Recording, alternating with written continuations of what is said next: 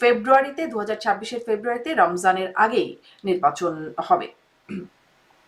এখন এই বিষয়ে আপনাদের কি অবস্থান? আওয়ামী লীগের কার্যকলাপ নিষিদ্ধ, আপনাদের নিবন্ধন স্থগিত আছে, এটা নিয়ে আপনাদের মন্তব্য কি, অবস্থান কি, সেটা একটু জেনে নিই শুরুতে। ধন্যবাদ আপনাকে, ধন্যবাদ দর্শকদেরও তাদের আজকের অনুষ্ঠানটি দেখার জন্য। আজকের এই অনুষ্ঠানের শুরুতেই এই শোকাবহ অগাস্ট মাসে জাতির পিতা বঙ্গমাতা সহ যারা শহীদ হয়েছেন 1975 সনের 15ই আগস্টে, তাদেরকে স্মরণ করছি। বীর মুক্তিযোদ্ধা, জাতীয় চার নেতা এবং বিভিন্ন গণতান্ত্রিক আন্দোলনে এবং 2024-25-এ যারা আমাদেরকে ছেড়ে চলে গেছেন, তাদের রুহের মাগফিরাত কামনা করছি এবং পরিবারের প্রতি সমবেদনা জানাচ্ছি। নির্বাচন নিয়ে আপনি জিজ্ঞেস করেছেন। নির্বাচন বাংলাদেশে, নির্বাচন হতে হলে অবশ্যই বাংলাদেশের বড় দুটি দলের অংশগ্রহণে শুধুমাত্র নির্বাচন গ্রহণযোগ্য হবে। বাংলাদেশের সর্বপ্রাচীন দল বাংলাদেশ আওয়ামী লীগ এবং সর্ববৃহৎ দল, এবং সাথে বাংলাদেশের জাতীয়তাবাদী দল, এদের বাদ দিয়ে আসলে কোনো নির্বাচন বাংলাদেশে হওয়ার সম্ভাবনা নেই। অর্থাৎ আপনি যেভাবেই বলুন না কেন নির্বাচন নিবন্ধন স্থগিত রাখা হয়েছে কিংবা কার্যকলাপ নিষিদ্ধ করা হয়েছে, আজ থেকে প্রায় 6 মাসেরও বেশি সময় পরে নির্বাচন,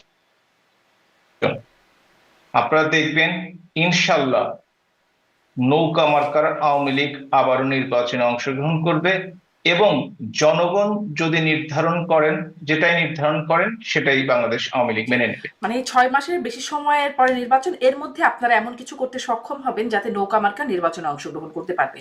আরেকটু এই বিষয়ে একটু বিস্তারিত শুনবো, কিন্তু আপনি বলছেন বড় দুটি দলের অংশগ্রহণ ছাড়া নির্বাচন গ্রহণযোগ্য হয় না। তাহলে আপনাদের সময় যে নির্বাচন, মানে আওয়ামী লীগ আমলের কথা বলছি, দুটি নির্বাচনে, 14 নির্বাচন এবং 24 নির্বাচনে বড় দুটি দলের একটি দল নির্বাচনে অংশগ্রহণ করলো না। আপনারা তো বললেন নির্বাচন গ্রহণযোগ্য, তখন কেন বললেন? প্রথমত তারা নির্বাচনে অংশগ্রহণ করতে চেয়েছে কিনা। আজ যদি বাংলাদেশ আওয়ামী লীগ বলে নির্বাচনে অংশগ্রহণ করব না, তাহলে দোষটি সম্পূর্ণ আওয়ামী লীগের উপর চলে যাবে। এটা তো আপনাকে বুঝতে হবে। যদি কেউ নির্বাচনে অংশগ্রহণ না করে বা না করতে চায়, নির্বাচনে অংশগ্রহণ করাও যেমন আমাদের একটি সাংবিধানিক অধিকার, না অংশগ্রহণ করাও সাংবিধানিক অধিকার। সুতরাং কেউ যদি, কোনো দল যদি গণতান্ত্রিক দেশের চিন্তা করে থাকে তারা নির্বাচনে অংশগ্রহণ করবে না, তাহলে সেটা করতেই পারে এবং মানে তার জন্য নির্বাচনী তারা থেমে কি থাকবে আসলে, না। মানে যদি এভাবে জিজ্ঞেস করি, তারা কি মানে এমনিতেই খুশি মনে নির্বাচন করবো না এরকম একটা সিদ্ধান্ত নিয়েছিল, নাকি তাদের মনে হয়েছিল যে নির্বাচন করলে সেই নির্বাচনটা গ্রহণযোগ্য হবে না, যেটি তারা বলেছে আপনাদের সাথে আলোচনাও বিভিন্ন সময় টকশো প্ল্যাটফর্মে, মাঠের রাজনীতিতে বারবার এই কথাটি বলেছে? পরিস্থিতি কি সেটি ছিল না? তারা কি বলেছে সে ব্যাপারে মন্তব্য করা আসলে আমার ঠিক হবে না, কারণ ওই দলের সাথে আমার কোনো সম্পর্ক নেই। তাদের দলের হাইকমান্ড থেকে কিংবা দলের সিদ্ধান্ত যদি সেটি হয়ে থাকে এবং তারা যদি সেটা বলে থাকে, সেটা সম্পূর্ণভাবে তাদের বিবেচ্য। এ ব্যাপারে অন্য একটি দলের সদস্য হিসেবে আমার সে ব্যাপারে কোনো মন্তব্য করা আসলে ঠিক হবে না। আপনার কাছে মানে এই প্রশ্নটা আমার এখন ছিল না, কিন্তু যেহেতু নির্বাচন বড় দুটি দলের কথা আপনি বললেন, সেজন্যই জিজ্ঞাসা। মানে বিএনপির অংশগ্রহণ ছাড়া তারা নিজেরা অংশগ্রহণ করেনি, তারা নিষিদ্ধ হয়নি তবু অংশগ্রহণ করেনি, সব ঠিক আছে, কিন্তু তাদের অংশগ্রহণ ছাড়া সেই নির্বাচনটি কি আপনি গ্রহণযোগ্য নির্বাচন বলবেন?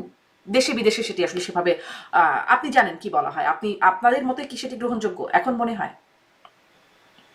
আপনি তো জানেন যে বাংলাদেশের এই তিনটি নির্বাচন, দুটি নয় তিনটি নির্বাচন নিয়ে প্রশ্ন আছে, গ্রহণযোগ্যতা নিয়ে প্রশ্ন আছে, এ নিয়ে কোনো সন্দেহ নেই। কিন্তু বাংলাদেশের প্রত্যেকটি নির্বাচন নিয়েই প্রশ্ন আছে। আর শুধুমাত্র আপনার তিনটা নির্বাচন কথা বললে তো আসলে সেটা একটা দলকে দোষারোপ করা হয়ে থাকে। আপনি যদি 88 নির্বাচনের কথা বলেন, যে এরশাদের সময়, কিংবা মধ্য ফেব্রুয়ারি নির্বাচনের কথা চিন্তা করে থাকেন বিএনপির সময়, এই কথাগুলো যদি একসাথে বলতেন, তাহলে মনে করতাম যে একটা লেভেল প্লেইং ফিল্ড মেনটেন করা হচ্ছে, অন্তত টক শোতে, হুম। রাজপথে না হলেও মাঠে না হলেও। তাহলে অবশ্যই বলা যেতে পারতো সেই নির্বাচনগুলোর কি অবস্থা, কিংবা না, যে ধরুন 15 ফেব্রুয়ারি নির্বাচনগুলোতে নির্বাচন সামরিক হয়েছে, শাসকরা করেছে। তারপরে আসলে সরকার বেশি দিন টিকতে পারে নাই, তারপরে আবার নির্বাচন হয়েছে, আওয়ামী লীগ এসেছে, তারপরে আবার যদি নির্বাচনে কোনো ঝামেলা হয়েছে মানে নির্বাচনের পরে পট পরিবর্তন হয়েছে, ক্ষমতার একটা পরিবর্তন হয়েছে, কিন্তু আপনারা মানে এটা এই কারণে বারবার হয়তো আলোচনায় আসে 14, 18, 24 এবং তারপরে আর কত যে যদি আপনারা ক্ষমতায় থাকতেন, তার কি কোনো সীমারেখা ছিল? আপনাদের কি কোনো মনস্তত্ত্ব ছিল যে সামনে নির্বাচনকে গ্রহণযোগ্য করতে আপনারা কি করবেন? কোনো পরিকল্পনা কি ছিল? আমরা তো শুনিনি তখন। আমরা কিন্তু এখনো এই কথাই বলছি যে নির্বাচন নিয়ে প্রশ্ন আছে। হুম। বাংলাদেশের যে সমস্ত নির্বাচনগুলো, সেটা 79 নির্বাচন যেটা জেনারেল জিয়াউর রহমান করেছিলেন, 88 নির্বাচন জেনারেল এরশাদ করেছিলেন, 86 নির্বাচন, অনেকগুলো নির্বাচন নিয়ে প্রশ্ন আছে। কিন্তু একটি ব্যাপার খেয়াল করে দেখেন, আপনি যে কথাটি বললেন যে 86, 96 যে মধ্য ফেব্রুয়ারি নির্বাচন, সরকার কিন্তু জনপ্রিয়তা না থাকার জন্য টিকতে পারে নাই। হুম। কিন্তু আওয়ামী লীগের ক্ষেত্রে কিন্তু এইটি ঘটে নাই, এটাও কিন্তু বাস্তবতা, এটা স্বীকার করতে হবে, সে যে কারণেই হোক না কেন। হুম। তাহলে সেই জনপ্রিয়তার এত ধস হঠাৎ করে কেন হয়ে গেল যে 24 ভাবে আপনাদের বিতাড়িত হলো, টিকতে পারলেন না আপনারা?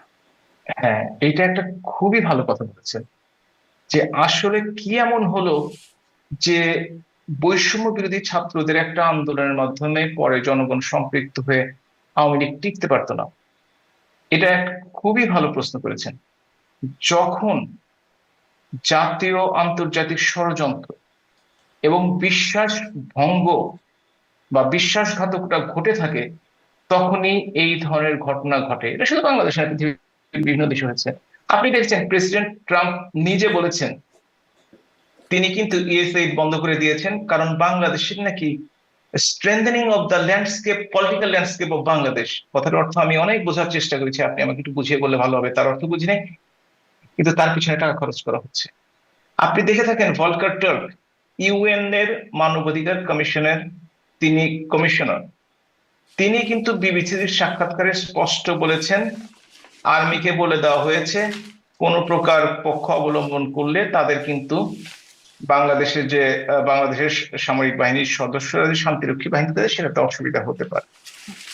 এবং আপনি যদি এখন দেখে থাকেন তাহলে দেখবেন যে এই যে ছাত্রলীগের মধ্যে শিবিরের কর্মীরা লুকিয়ে ছিল, তারা অত্যাচার করেছে বিভিন্নকে, আপনার এগুলো কিন্তু অস্বীকার করার কিছু নাই।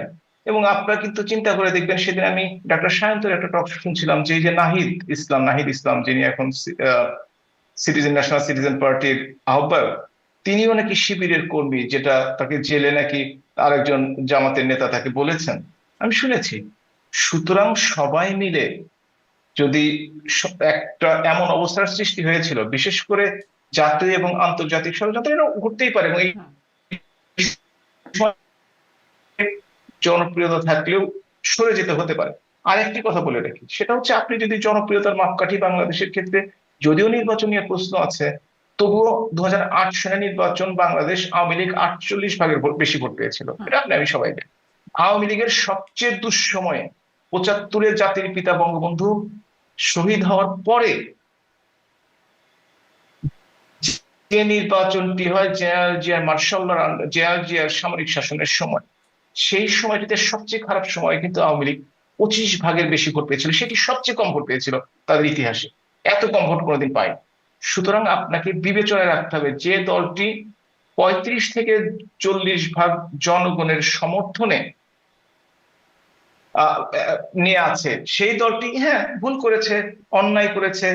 বেশি দিন ক্ষমতায় থাকলে ভুল হয়ে যায়, অনেক কিছু অন্যায় হয়ে যায় করেছে। তার জন্য অবশ্যই সেই ব্যাপারে শাস্তি যদি কোনো থেকে থাকে আইন অনুযায়ী বা আছে নিশ্চয়ই, সেটা অবশ্যই পাবে, সেটা আমি হলেও হবে, তাতেও কোনো অসুবিধা নেই। জি, অনেকগুলো কিন্তু প্রশ্ন জমে যাচ্ছে। এই যে এই ভুল তার করেছে, অন্যায় করেছে, আগের প্রশ্ন জমে গেছে। আমি মানে আগেরটা থেকে শুরু করি যে আপনি বলছেন জাতীয় আন্তর্জাতিক ষড়যন্ত্র এবং বিশ্বাসঘাতকতা। জাতীয় আন্তর্জাতিক ষড়যন্ত্রের বিষয়টা মোটামুটি বুঝলাম, বিশ্বাসঘাতকতা কে করেছে? আপনি যদি দেখে থাকেন যে আগের দিনও যারা বিভিন্নভাবে নিয়োগপ্রাপ্ত বিভিন্ন কর্মকর্তাগণ, তারা আগের রাত অর্থাৎ 4 তারিখের রাতে যে কথাগুলো বলে গণভবন ত্যাগ করেছেন, পরবর্তীকালে পরদিন সকালে কিন্তু তারা সেই কথাগুলো রাখেন নাই। কেন রাখেন নাই? তাদের উপর কোথা থেকে চাপ এসছে, তারা কি করেছে, তাদের কমান্ড ফলো করেছে কিনা, এগুলো বিস্তারিত আসলে জানার ব্যাপার আছে।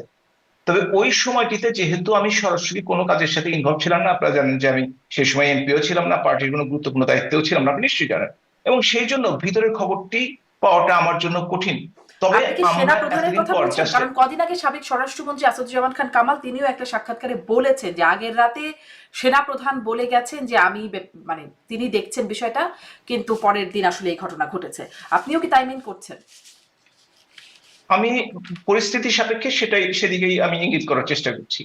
আচ্ছা, তাহলে জাতীয় আন্তর্জাতিক ষড়যন্ত্র কিন্তু এবং যেহেতু সেনাবাহিনী সরাসরি সেনা প্রধানের বিশ্বাসঘাতকতা। যেহেতু যেহেতু সরাসরি ব্যাপারটার সাথে আমি সরাসরি জড়িত নই, হুম। সুতরাং আমি সকলের কথা শুনে ইঙ্গিত করছি। আমার পক্ষে যদি বলেন আপনি জানেন কিনা, তবে ব্যাপারটা হচ্ছে না আমার পক্ষে, যেহেতু ওইখানে উপস্থিত ছিলাম না, ওই সময়টাতে আমি রাজনীতিতে ততটা অ্যাক্টিভ ছিলাম না, সুতরাং অবশ্যই আমি ব্যাপারটাকে প্রমাণ করতে পারা আমার পক্ষে জি, সম্ভব নয়। স্পষ্ট। ডক্টর হাবিবে মিলাদ, সজীব ওয়াজেদ জয়, শেখ হাসিনা পুত্র, তিনি একটি ফেসবুকে পোস্ট করছেন, যেটি আওয়ামী লীগের ফেসবুকে আমি দেখলাম, সেখান থেকে দেখলাম তিনি লিখছেন আজ মানে 5ই আগস্টের প্রসঙ্গে তিনি লিখছেন, আজ ছাত্র জনতা ও পুলিশ গণহত্যা দিবস। গত 2024 সালের এই দিনে বিদেশি মদতপুষ্ট জঙ্গিরা নির্বাচিত সরকারকে সহিংসভাবে উৎখাত করে অবৈধভাবে ক্ষমতা দখল করে, কোটা বিরোধী আন্দোলনের নাম দিয়ে দেশকে 71 পূর্ব অন্ধকারে ফিরিয়ে নিয়ে যায়। আপনিও দেশি আন্তর্জাতিক ষড়যন্ত্র বিশ্বাসঘাতকতার কথা বলছিলেন, কিন্তু আমি আসলে এই বিষয়টা জানতে চাই যে বঙ্গবন্ধু শেখ মুজিবুর রহমানের নেতৃত্বে মুক্তিযুদ্ধ এবং সে স্বাধীনতা সংগ্রাম এবং আমাদের স্বাধীনতা, তারপরে তার কন্যা শেখ হাসিনার নেতৃত্বে থাকাকালীন সময়ে 71-এর পূর্ব অবস্থায় ফিরে গেল। এই মানে এই আসলে তার কন্যার নেতৃত্বের জায়গায় এই অবস্থায় এসে পৌঁছালো, এটিকে একরকম সেটি স্বীকার করা? না না, আপনি তাই বলেছেন না, কন্যা চলে যাওয়ার পরে তিনি কি বলেছেন আপনি যদি একটু পড়ে থাকেন। হ্যাঁ, উনি বলছেন যে জঙ্গিরা নির্বাচিত সরকারকে সহিংসভাবে উৎখাত করে হ্যাঁ, অবৈধভাবে ক্ষমতা দখল হ্যাঁ, করে, কোটা বিরোধী হ্যাঁ, হ্যাঁ, আন্দোলনের নাম দিয়ে দেশকে 71-এর পূর্ব অন্ধকারে ফিরিয়ে নিয়ে যায়। কোটা বিরোধী আন্দোলনের হ্যাঁ, নাম করে দেশকে 71 পূর্ব অন্ধকারে হ্যাঁ, ফিরিয়ে নিয়ে হ্যাঁ, যায়। হ্যাঁ, হ্যাঁ, আপনি তাহলে প্রশ্নটা এখন ঠিক আছে। সেটা হচ্ছে, আজকে যদি আপনি জুলাই সনদটি দেখে থাকেন, তাহলে দেখবেন 19 নম্বর অনুচ্ছেদে লেখা আছে যে ঘোষণাপত্র। তৎকালীন প্রধানমন্ত্রী শেখ হাসিনা পদত্যাগ করে চলে যান। কথাটি সর্বৈব মিথ্যা, কারণ আজকে পর্যন্ত কেউ পদত্যাগ পত্র দেখাতে সক্ষম হয়নি, এটা আপনি জানেন, আমিও জানি। যদি আপনি 20 নম্বর অনুচ্ছেদ দেখে থাকেন, হুম। তাহলে দেখবেন ওইখানে লেখা আছে যে 20 এবং 21 দুটো মিলিয়ে, যে আপনি দেখে থাকবেন লেখা আছে যে 106 অনুচ্ছেদ ধারা অনুযায়ী সুপ্রিম কোর্টের সিদ্ধান্ত, অ্যাপিলেট ডিভিশনের সিদ্ধান্ত অনুযায়ী তারা ক্ষমতা এবং দায়িত্ব গ্রহণ করে, হুম। যেটিরও ডকুমেন্ট আজকে পর্যন্ত তারা দেখাতে পারে নাই। হুম। এবং আপনি যদি আরো খেয়াল করে থাকেন, সেটির একটা তাহলে ডকুমেন্ট দেখবেন, আমি আমি যে চেষ্টা করে না দেখতে না না, পেয়েছি, ডকুমেন্টে সেই যে ডকুমেন্টে ডকুমেন্টে 106-এর যে রেফারেন্সের ডকুমেন্টে কথা বলছেন না, সেটি যখন আসলে আমিও অনেক চেষ্টা করেছি, একজন আইনজীবীর বক্তব্য শুনছিলাম, তিনি নাকি আদালতে চেয়েছেন কিন্তু তিনিও ডকুমেন্টে দেখতে পারেন নাই। পরে আমি নিজেও একটু খোঁজ করবার চেষ্টা করেছি, আমি সেই ডকুমেন্টটা দেখেছি, আপনাকে আমি দেখাতে পারি। জি, আপনি বলুন, আমি আপনি দেখবার চেষ্টা আপনি করব। আসলে দেখেন, কারণ কোর্টের মাধ্যমে যেটা করা হয়েছে, আজকাল তো অনেক ডকুমেন্ট আমরা দেখি, হুম। কোনটা আসল কোনটা নকল সেটা বলা, কোনটা ফেক কোনটা বলা, এটা খুবই কঠিন কাজ। তবে আপনি বারবার দেখেছেন একজন আইনজীবী বারবার সেটির জন্য রিট করেছিল, চেয়েছিল, সে আজকে পর্যন্ত পায়নি। আপনি যদি পেয়ে থাকেন, এই যে আমি তার আসলে পেতে, এইটার কথা বলছি। আমি এটা নিয়ে কোনো কথা বলতে চাই জি, না, জি। এই কারণে বলতে চাই না যে আপনি যে কাগজটা দেখাচ্ছেন একটা কপি দেখাচ্ছেন, আমি হুম। আপনাকে তার চেয়ে ভালো কপি করে দেখাতে পারবো, হুম। আপনি চাইলে আমি দেখাতে পারবো। সুতরাং সেটার উপর আমার কোনো আস্থা নাই, কিন্তু কোর্টের মাধ্যমে যে ডকুমেন্টটি চাওয়া হয়েছে, সেই কোর্টের ডকুমেন্টটি তখন পর্যন্ত, আজকে পর্যন্ত তাকে দেওয়া হয়নি। আপনি যদি পেয়ে থাকেন, তার পেতে কষ্টটা কোথায়? এটা যদি সত্যি হয়ে থাকে, তার পেতে কষ্টটা কোথায়? সুতরাং এই ব্যাপারে আমরা আলোচনাটা, মনে হয় যে এই মোবাইলে আছে, মোবাইলে প্রতিদিনই অনেক কিছু আসে। দেখলাম এনসিপি তাদের বীরশ্রেষ্ঠ ঘোষণা করার জন্য দাবি করেছে, একটা ফেক নিউজ, হুম। ওটা তো আমার মোবাইলে এসছে। হুম। সুতরাং এই মোবাইলের নিউজ নিয়ে, ফেসবুকের নিউজ নিয়ে আমি আসলে আমি আলোচনা আসলে করতে মোবাইল ইন্টারেস্টেড ফেসবুকের না। নিউজ না, আমি মানে চেয়ে এটা জোগাড় করেছি এই কিন্তু কোর্ট কেন দেয়নি? হুম। কোর্ট কেন সেই ভদ্রলোককে দিলেন না যিনি বারবার চাইলেন? হুম। সেটা তো আপনাকে অবশ্যই বিবেচনায় আনতে হবে। সেই ভদ্রলোকও পরবর্তীতে আপনি, পেয়েছেন কিনা সেটি অবশ্য খোঁজ নেওয়া হয় নাই। না, সে সে কয়েকবার চেয়েছে এবং আজকে পর্যন্ত আমরা জানি তাকে দেওয়া হয়নি। এবং দেওয়াটা উচিত ছিল, যদি আপনি পেয়ে থাকেন, যদি সত্যিকার অর্থে হয়ে থাকে, এবং আপনি যদি জেনে থাকেন প্রধান বিচারপতি এবং ইকবালুর রহিম যারা সেখানে স্বাক্ষর করার কথা, তারা সেই সময় সেনা হুম। হেফাজতে ছিল, যেটা ক্যান্টনমেন্ট থেকে ডিক্লেয়ার করা হয়েছে। যারা সেনা হেফাজতে থেকে থাকেন, তারা কিভাবে মিটিং এ স্বাক্ষর করলেন, সেটাও তো প্রশ্ন জাগে। হুম। সে প্রশ্নগুলো তো উত্তর দিতে হবে আসলে। সুতরাং কে কোন পেপার কি ডকুমেন্ট দিল এখন সেটা আসলে তো ডিজিটাল ভেরিফাই করার সিগনেচার বা দরকার আছে। ভার্চুয়াল সিগনেচার করবার তো সুযোগ আছে। মানে আমি জানি না যে শেষে ডেফিনেটলি সিগনেচারটা সুযোগ হয়েছে কিনা, আছে, কিন্তু করবার সুযোগ আছে। ডেফিনেটলি করবার সুযোগ আছে এবং সেটা ভ্যালিড, তাতেও কোনো সন্দেহ নেই। কিন্তু করেছেন কিনা, আপনি যেটা দেখলেন সেটা কিন্তু ডিজিটাল সিগনেচার দেখালেন না। আপনি দেখেন সেটা কালি কলমের সিগনেচার, আপনি যেটা দেখেছেন, হুম। আপনি যেটা দেখিয়েছেন আমি আসলে দেখছি এখানে একটা সবার সিল মারা আছে, আমি মানে যেটা দেখলাম নিচের দিকে বিচারপতিদের একটা নাম সিল লেখা আছে, আহ, বিচারপতিদের নাম লেখা আছে, এবং তারপরে সিগনেচার হচ্ছে registrar general Bangladesh supreme court, তার তার হ্যাঁ, সিগনেচারটা মানে হাতের সিগনেচার। একজন সিগনেচার করা আছে। হ্যাঁ, সুতরাং এটা নিয়ে আমরা আলাপ না করাই মনে হয় ভালো, কারণ যেটা নিয়ে যে হুম। ডকুমেন্ট ভেরিফাইড না সেই ডকুমেন্ট নিয়ে আসলে টক শোতে কথা না বলাই ভালো। তো সেই জন্য বলছি যে এখন আমরা তাহলে আহ সেই কথাটিতে আসি। প্লাস আপনি যদি দেখে থাকেন সারা দেশের অবস্থা, বাংলাদেশে একটা ভয়ের পরিস্থিতি সৃষ্টি হয়েছে। বাংলাদেশের মানুষরা চাঁদাবাজিতে অতিষ্ঠ, বাংলাদেশের দুর্নীতি, এটা এটা পত্রিকায় এসছে এবং বড় বড় লোকেরাই বলেছে 5 গুণ ঘুষ বেড়ে গেছে, 4 গুণ ঘুষ বেড়ে গেছে। এ পর্যন্ত আজকে একটা কানাডিয়ান একটা এজেন্সি আমি পত্র পত্রিকাও দেখলাম, তারা লিখছে 637 জন মানুষ মব ভায়োলেন্সের মাধ্যমে পিটিয়ে কুপিয়ে তাদেরকে হত্যা করা হয়েছে। 2023 সনে পুরো বছর জুড়ে সেটা ছিল 51 জন।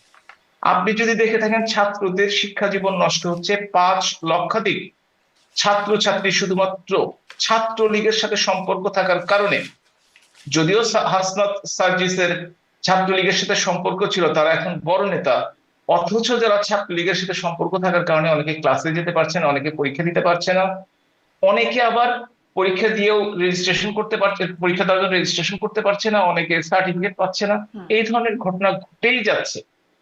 এবং সবচেয়ে যে বড় ব্যাপারটি ঘটেছে যে বাংলাদেশের ইতিহাসে 11 মাসে 3,62,000 গ্রেপ্তার হয়েছে। সেটা বাংলাদেশের কোন সরকারের সময় ছিল না 54 বছরের ইতিহাসে।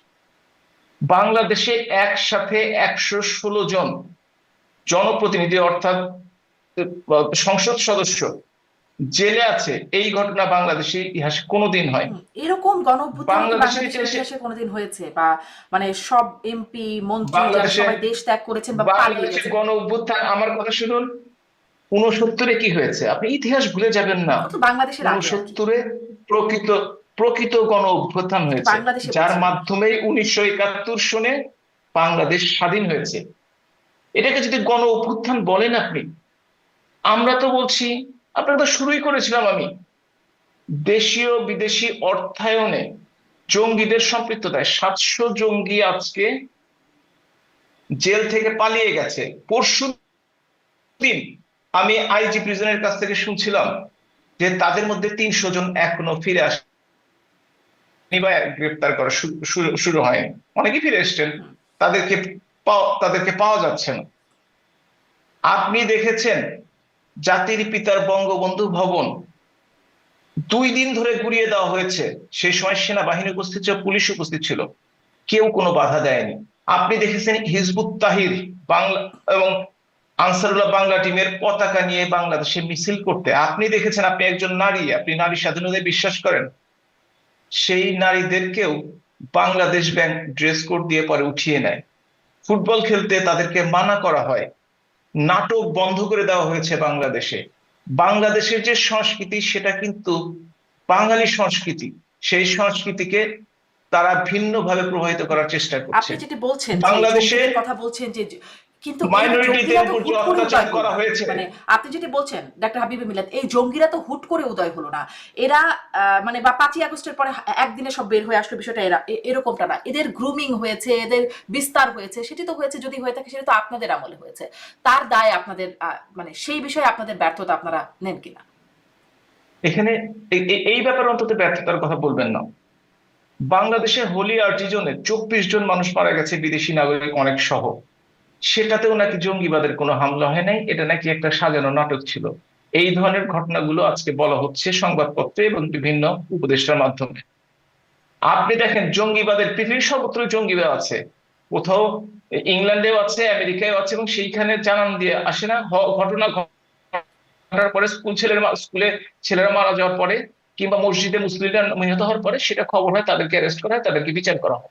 বাংলাদেশে কিন্তু হোলি আর্টিজানের পরে শোলাকিয়াতে আক্রমণ করতে গিয়েছিল ঈদের নামাজে, আপনার নিশ্চয়ই খেয়াল আছে, এবং তাদের 2 জনকে তখন হত্যা করা হয় জঙ্গিকে। তারপর থেকে কিন্তু জঙ্গিরা বাংলাদেশে মাথা উঁচু করে দাঁড়াতে পারে নাই, এবং যে কোনো ঘটনার আগেই তারা কিন্তু গ্রেপ্তার হয়ে গেছে। সুতরাং উত্থানটা যে আওয়ামী লীগের সময় হয়নি, আর যারা ছিল তাদেরকে বিস্তার, এবং তাদেরকে জেলে পোড়া হয়েছে, তাদেরকে শাস্তির আওতায় হয়েছে। 21শে অগস্ট গ্রেনেড হামলায় হয়েছে তো অস্বীকার করবেন? অস্বীকার করতে পারবেন না। সেখানে সব আসামিকে খালাস দেওয়া হয়েছে, কেউ কি দায়ী না? এটা কিতে কি হয়েছে এটাতে যে এই গ্রেনেড গুলো আকাশ থেকে বৃষ্টির মতো বা শিলা বৃষ্টির মতো শিলের মতো পড়েছে, যে কেউ এর সাথে দায়ী না? তাই হচ্ছে ওই শিল বা ওই মেঘ, তারা কিভাবে মুক্ত হয়? সুতরাং জঙ্গিবাদকে যদি আশ্রয় প্রস্তাব দেওয়া হয়, স্বাধীনতা বিরোধী জামাতের কথা বলেন, আমরা দোষ করেছি, অপরাধ করেছি, 15 বছর ক্ষমতায় ছিলাম, অনেক কিছু করেছি আমরা, কিন্তু জামাত ইসলামের মতো তো অপরাধ আমরা করি নাই। 30 লক্ষ শহীদ হয়েছে জামাতে ইসলাম এবং তাদের দোসর পাকিস্তানিদের হাতে, 2 লক্ষ মা বোনের সম্ভ্রম গেছে, সেই অপরাধটি তো আমরা করি নাই কখনো। এর সাথে সময় চিটাগাংয়ের লালদিঘির ময়দানে 24 জনকে গুলি করে একসাথে হত্যা করা হয়েছে। 21শে অগস্ট আমার বিএনপির সময় করা হয়েছে, একই দিনে। সবগুলো হত্যাকাণ্ডে আমরা ঘৃণা করি, তাদের বিচার চাই। এই গণ অভ্যুত্থানের সময় জাতিসংঘ বলছে 1400 মানুষ হত্যা। জাতিসংঘের রিপোর্টটি যদি আপনি দেখে থাকেন, আপনারা কি একটু চেয়েছিলেন যে জাতিসংঘ আপনার রিপোর্টটি 1400 লোকের একটি লিস্ট দিন? কেউ চেয়েছিলেন আপনারা একবারও? নাকি 1400 চুপ করে গেলেন? আজকে যদি আপনি সনদটি দেখে থাকেন, আপনি একটু ভালো করে পড়বেন, দেখেন ওইখানে 1000-এর কথা লেখা আছে, তাহলে 400 ওনারা বাদ দিয়ে দিলেন। স্বাস্থ্য মন্ত্রণালয় থেকে যে রিপোর্টটি বেরিয়েছে 834 জনের, তার মধ্যে গত 25 দিনের যদি গেজেট দেখেন 8 জন বাদ দেওয়া হয়েছে। সেই তালিকাটা তো এখনো পূর্ণাঙ্গ, আরো যোগ হচ্ছে। 1 বছরে যে সরকার তালিকা পূর্ণাঙ্গ করতে পারে না, সেটা একটি ব্যর্থ সরকার। যে সরকার যে শহীদদের রক্তের উপর দাঁড়িয়ে প্রতিষ্ঠিত, এই ডিজিটাল যুগে তাদের যদি সংখ্যা তারা নির্ধারণ না করতে পারে, এখনো যদি অপূর্ণ লিস্ট থেকে থাকে 1 বছর পরে, এই সরকার দেশ চালানোর যোগ্যতা রাখে না। আপনাকে যে কথা বলছিলেন 1400 লোক মারা গেছে, জাতিসংঘের রিপোর্টটা কি আপনারা কেউ চ্যালেঞ্জ করেছেন? যে সরকার বলছে সনদের মধ্যে 1000, স্বাস্থ্য মন্ত্রণালয় বলছে 834 থেকে 8 জন বাদ দিলে 826 জন। জামাতি ইসলাম 10 খণ্ডের একটা বই বের করে 10টি বই বের করেছে, তাতে 691 জন। তাহলে আপনি 1400 কই থেকে পেলেন? এটা তো আমার জানার দরকারই আছে। আপনারা চ্যালেঞ্জ করেছেন কি?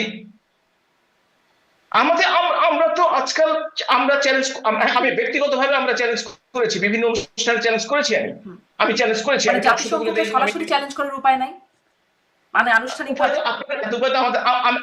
আমি তো ব্যক্তিগতভাবে চ্যালেঞ্জ করার অধিকার রাখি না। আমি চিঠি লিখেছিলাম জাতিসংঘকে, যখন জাতিসংঘ টিম আসে আমি বলেছিলাম আপনারা সকলের ইন্টারভিউ নিচ্ছেন, আমি ক্ষতিগ্রস্ত।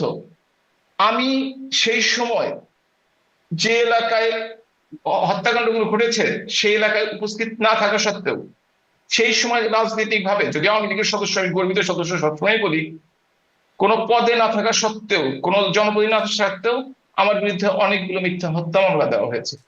আমি বলেছিলাম আমি ইন্টারভিউতে রাজি আছি, আমি পালিয়েছিলাম ঢাকাতে, তখন আমি লুকিয়েছিলাম একটা বাসায়, আমি ইমেলে যোগাযোগ করি তাদের সাথে, তারা আমার ইন্টারভিউ নেওয়ার কোনো প্রশ্ন আসে। আমি চাইলে আপনাকে ইমেলের কপিগুলো এখনো পাঠিয়ে দিতে পারি, আপনি সেগুলো নিয়ে একটু দিতে পারেন তাদেরকে, যে সেপ্টেম্বর মাসে, আপনার সম্ভবত অক্টোবর মাসে তারা এসেছিল, আমার যতদূর খেয়াল হয় সেপ্টেম্বরে আমি তাদেরকে নির্দিষ্ট সময় দিয়েছিল, এত তারিখের মধ্যে চিঠি দিতে হবে, আমি সেই চিঠিটি তাদেরকে দিয়েছিলাম, কয়েকবার দিয়েছি, কিন্তু আজকে পর্যন্ত। আপনার জানা মতে কারো ইন্টারভিউ নিয়েছে আওয়ামী লীগের? আমার জানা মতে, আমি তো সকলকে বলতে পারবো না, তবে আমি যতদূর শুনেছি যে আওয়ামী লীগের তেমন কারো ইন্টারভিউ নেয়নি, এটা নাকি এক পেশে ইন্টারভিউ নেওয়া হয়েছে। তবে এই মন্তব্যটা করা ঠিক হচ্ছে না এই কারণেই, যেহেতু সব আওয়ামী লীগের সাথে আমার তো যোগাযোগ করা সম্ভব হয়নি। তবে আমি আমার কথা বলতে পারি, আমি ইমেল দিয়ে বারবার কনফার্ম করেছি, 2বার যখন ভলকার টুয়ার্ক আসছিল তখন ইমেল দিয়েছি, এবং তার টিম আসছিল তখন ইমেল দিয়েছি, কিন্তু তারা কোনো রেসপন্স করেনি আজকে পর্যন্ত। জি, আপনি এটা আমাকে খুবই মেইল কপিটা দুঃখজনক। পাঠাবেন। আমি পরবর্তীতে যখন কারো সাথে কথা বলবার সুযোগ হবে আমি জিজ্ঞাসা করব হুম। যে আসলে কেন ইন্টারভিউ বা কাদের ইন্টারভিউ নেওয়া হয়েছে। আমি আজকে রাতেই আপনাকে ইমেলে জি, করে পাঠিয়ে দেবো নিশ্চয়ই। আমি একটু এবং আসি যে ডিটেলস সহ পাঠাবো। মানে আপনি বলছিলেন যে মানে ভুল অন্যায় অনেকেই তো করেছেন, ১৫ বছর ক্ষমতায় ছিলেন। বিশেষ করে গণ অভ্যুত্থানের সময় যে পুলিশের আচরণ, আপনি অতীতের হত্যাকাণ্ডগুলোর কথা বলছিলেন, সেই সময় যে হত্যাকাণ্ডগুলো, আ তার আগে নির্বাচনকে কেন্দ্র করে একে, একে মানে ক্ষোভ, হত্যাকাণ্ড পরবর্তীতে এসে আমি বারবারই এই প্রশ্নটা করি, মানে দেশের ভেতরে এই বিষয়টা আলোচনা হয় যে আপনারা কি অনুশোচিত? আপনারা কি এটার জন্য ক্ষমা চাইবেন? কদিন আগে আওয়ামী লীগের আপনি সাধারণ যদি সম্পাদক আপনি ওবায়দুল যদি কাদেরকেও আমি এই প্রশ্নটা করছিলাম। তিনি বলছেন ক্ষমা চাইবেন, দেশে যদি ক্ষমা চাইতে হয় দেশে ফিরে দেশের মাটিতে দেশের মানুষের কাছে ক্ষমা চাইবেন। মানে আপনাদের কি আমি আনুষ্ঠানিক কোনো কথাবার্তা হয়েছে যে আপনারা ক্ষমা চাইবেন, অনুশোচনা প্রকাশ করবেন? হয়েছে এরকম ১ বছরে? আমি আপনাকে বলেছি যে আওয়ামী লীগের কোন নীতি নির্ধারণী পর্যায়ে আমি কেউ না। তবে ব্যক্তিগতভাবে যদি আমাকে বলে থাকেন, আমি দেখেন আমার কথার শুরুতেই কিন্তু 2024-25 সুস্পষ্ট ভাবে উল্লেখ করেছি যে যে কোনো মায়ের কোল খালি হলে আমরা দুঃখ পাই, কারো যার দোষী হয়েছে আমরা তার মাগফিরাত কামনা করি, পরিবারের প্রতি সমবেদনা জানাই এবং বিচার চাই। তবে বিচার প্রত্যেকটি হত্যাকাণ্ডের চাই আমি। শুধুমাত্র ইনডেমনিটি দিয়ে কোন কোন হত্যাকাণ্ড বন্ধ করবেন, সিরাজগঞ্জ আমার নিজের জেলায় হুম, হুম। সেই বিএনপির সাধারণ সম্পাদক, বিএনপির কেন্দ্রীয় কমিটির সদস্য নিজে স্বীকার করেছেন যে তারা পুলিশ হত্যায় নেতৃত্ব দিয়ে পুলিশের মেরুদণ্ড ভেঙে দিয়েছেন। অথচ সেই মামলায় 6,000 জনকে আসামি করা হয়েছে, 4 জনের নাম দেওয়া হয়েছে, বাকি 6,000 বেনামি আসামি। সেই 4 জন হচ্ছে আওয়ামী লীগের সভাপতি, সাধারণ সম্পাদক, এলাকার চেয়ারম্যান, ভাইস চেয়ারম্যান। এটা কি বিএনপি দাবি আপনাদের করলো, অনুসরণ করে করা হলো? মানে এরকম বিষয় খুবই নিন্দনীয় বিষয় নিঃসন্দেহে। আমি সেই ভিডিওটিও দেখেছি।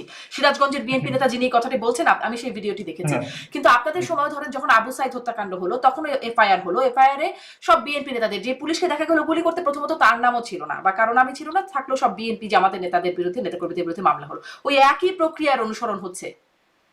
তার অর্থ হচ্ছে যে যদি একই প্রক্রিয়ার অনুসরণ হয়ে থাকে তাহলে কেন সরকারের পরিবর্তন হলো? সরকার পরিবর্তন হওয়ার কি দরকারটি ছিল?